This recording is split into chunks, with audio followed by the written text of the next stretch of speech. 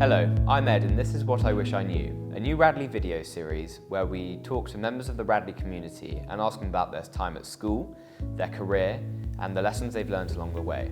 Our first guest is David Smellie. David is one of the country's top employment and safeguarding lawyers. He is a partner at Farrer & Co, where he provides astute and clear care to top international companies and non-profit organisations. He is a former Radley parent and now the chairman of council, the school's board of governors. Welcome David, and thank you for joining us. What do you wish you knew when you were my age? It's a very good question. I think probably two things come to mind. I wish I'd known how quickly life would go after I left school, because it's 40 years ago that I left school, and those 40 years have gone in a flash. And I think that probably makes me also think that I wish I knew how important the decisions I took younger in life would be for the longer term. I think you can almost equate life to an oil tanker. If you change the steering ever so slightly early in the journey, it will take you in quite a dramatically different direction. A good example of that, the reason I'm a lawyer came down to a short conversation with my housemaster. He said, "What do you want to read at university, David?" I said, "Well, I don't really fancy any of my A-levels." So he said, "Well, what about law?" I said, "Well, okay." A decision taken in a snapshot, which has shaped my entire life. In fact, I'm happy with that decision, but it would have been not a bad idea to take it a little bit more seriously. So, how do you define success, and has that changed over time?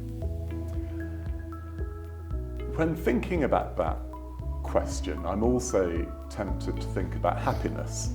But I do think success and happiness are two separate things. So it's possible to be successful and happy. It's also possible to be successful and unhappy. So I think certainly happiness is something I would aspire to alongside success. But in terms of how I would define it, I think I would define success as the impact that you have had on something that you are passionate about. So to give an example, one of my best friends from university, he's a judge now, and he was the judge in the post office case, and he was the judge that found in favour of Mr. Bates and the other sub-postmasters. And if I look at the impact that he has had, that I think is the pinnacle of his success. He's now a Court of Appeal judge, but I think he would say the success was the impact that his decision had. Do you have any regrets about opportunities missed or ones that you haven't made the most of?